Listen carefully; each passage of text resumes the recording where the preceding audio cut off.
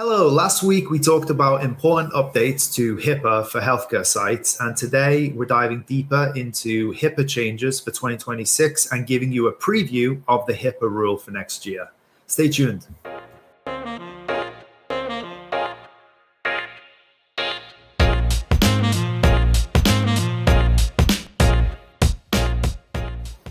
Welcome back to the HIPAA Insider Show, where we discuss all things HIPAA compliance and cloud technology. Like and subscribe for more updates. Now, let's get into it. Joining me, as always, HIPAA Vault CTO and security architect, Gil Vidals. Hey, Gil. Hey, Adam. This is going to be a good one because 2026 is going to be a different kind of year where the compliance world officially becomes the cybersecurity world. So let's get into it. Yeah, so the headline for the tech-focused audience is simple. Security is no longer just a checklist. It's an architecture, right?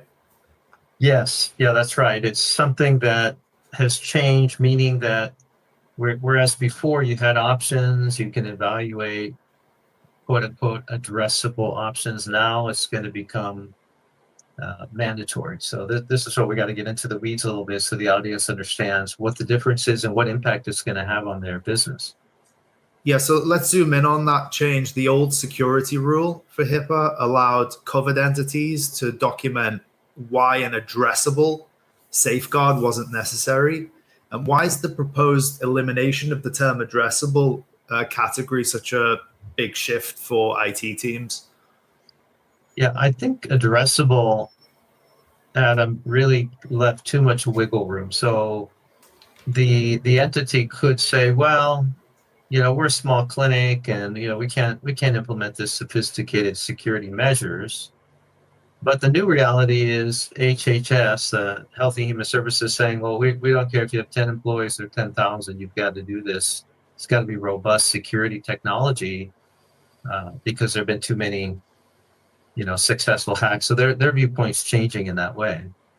Okay, so it's a standardization in a sense, and the standardization forces all healthcare organizations to embrace the same minimum set of cybersecurity controls. But where does an IT manager start their gap analysis when it comes to this change? Well, they're going to start with the big four technical mandates. And these are non-negotiable. They apply to every IT and security professional.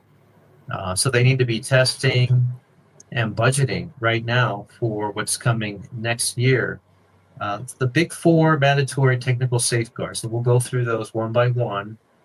And I think these are important for the audience to jot these down. So the first one is going to be the MFA, the multi-factor authentication. This has to be used everywhere. So whereas last year some people would say, well, I don't have a developer on staff anymore, the software we're using, and I don't want to hire another guy to come in and enable the two-factor code.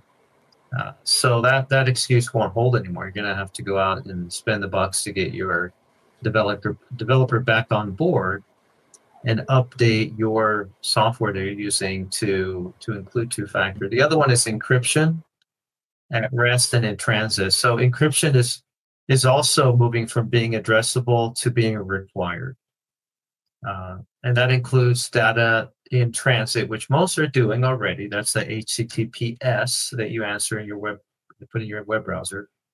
But data at rest as well. That means when you power off the system where the data is, it needs to be encrypted. The third one is annual penetration testing and biannual vulnerability scanning. So just quickly, so the audience can see the difference. Vulnerability scanning is where you have a tool that looks for vulnerabilities and identifies them in a report. Pretty simple concept. Penetration testing is not the same thing, even though a lot of people get them confused. A penetration testing is really hiring a white hat hacker, a good guy hacker that's going to go try to hack into the site by using the vulnerabilities from the vulnerability report. But now you're paying a seasoned hacker to try to break in, and so that's much more costly. And then finally, the 72-hour restoration requirements. So the new contingency plan standards mandate the ability to restore critical information within 3 days, 72 hours. So this should be part of your disaster recovery plan.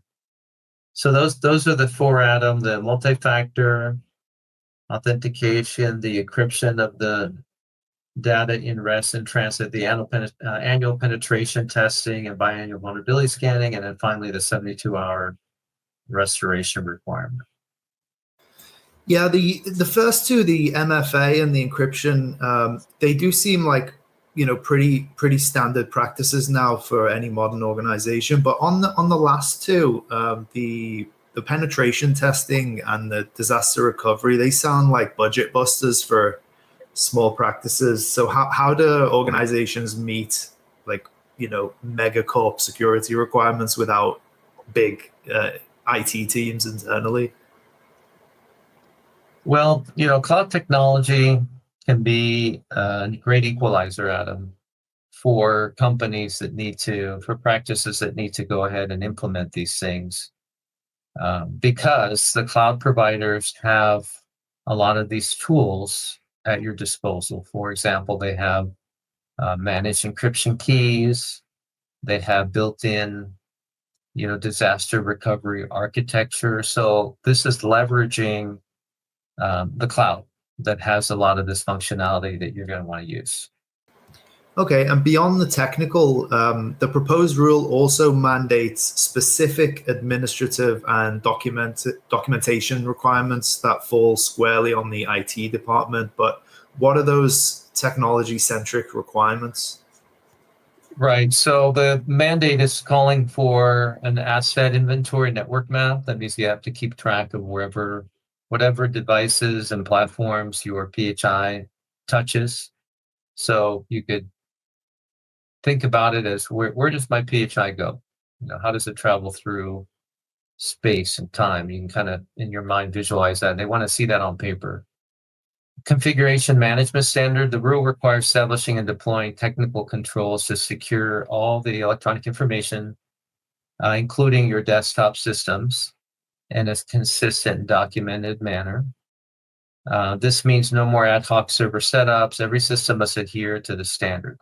So in other words, you can't just throw up a system that you tell your IT guy and then he just kind of sets it up and doesn't really apply the security that you may have on other systems. Vendor technical verification. That means the covered entities must obtain a written verification at least annually that their business associates have developed the required technical safeguards. So your vendors that you're using, last year you just trusted them, right? Trust. Now it's going to be trust and verify. You're going to need some documentation from them where they're attesting to following the technical safeguards. Wow. So those proposed requirements are intense, and this video, if you're watching it, it'll likely have been released beginning of 2026. But the crucial question, Gail, is when does the clock actually start ticking? Like, what is the expected timeline for the rule to become mandatory, and when's the compliance date? Best time frame that I'm aware of, Adam, is that it's going to be in early 2026. Yeah. The rule will typically become effective 60 days after it's published in this federal register. And then the compliance deadline or the countdown begins. Regulated entities will then have 180 days, 6 months grace period from the effective date to become fully compliant. So that's the best information we have. So we'll keep our eyes out on this federal register to see when it's declared there, and then the timer starts after that. Okay. So there might be a couple of months, but it looks like definitely this is all going to have to be squared away in 2026, right? So yeah, that's right. 6 months it's no time at all to implement MFA across an enterprise, encrypt all the data at rest, and contract for a penetration test. So it's 6 months is I guess you could call it a technical sprint or a workflow. Yeah. It's not a marathon, and the IT teams need to use the current proposed rule as their implementation roadmap today. So the core requirements, the MFA, the encryption, the annual testing, aren't going to really change. I mean, those are going to be just written in there, and you're going to have to do them. So you might as well start looking now, preparing, do it while you Get have started. time, and I know the bad feeling people have in their guts. It's like paying taxes, right? Everybody have felt these. Nobody wants to do that. Everybody tries to put it off to the very end.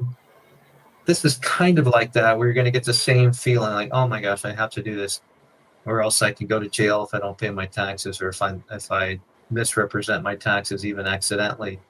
So this is a similar situation. You don't want to wait. Just start early, chip away at it, give it some thought. If you start early, your blood pressure will be lower, you'll be more calm, you'll take it one step at a time. But those of you that wait to the last second aren't going to be happy about it. Plus, it gives you more time out to shop around for vendors, come up with the best price. And I think if you take it seriously and start early, you'll be fine. Yeah, definitely. Gil, what about for small to mid-sized providers that are listening right now? What would be the single most important action to take today to meet the 2026 mandates? Sure. I think the most important thing for those kinds of companies is to do a gap analysis, compare what you have now in terms of your administrative, physical, and technical safeguards, and compare them to what is being mandated. And then find out what the gaps are, and then begin making a plan. Okay, what are we going to do then to fill in this gap? And if you do that, then I think you'll be in good standing. Yeah, and as always, this is educational insights on technology and security practices. It's not legal or financial advice. Yeah, absolutely. You can consult a HIPAA knowledgeable legal counsel if you need to get interpretation of what HHS is mandating. And that's important if you're concerned about the legality of it. HIPAA Vault's here if you have technical questions and you want to have a meeting with us. We can certainly help in that regard and be happy to meet with you. All right, yeah, well, that is fantastic advice. Thanks, Gil, for guiding us through this crucial preview of the 2026 HIPAA technology mandate. Please like, subscribe, and follow for more. And thank you to our audience for tuning in. Stay secure, stay compliant, and we'll catch you next time on the HIPAA Insider Show.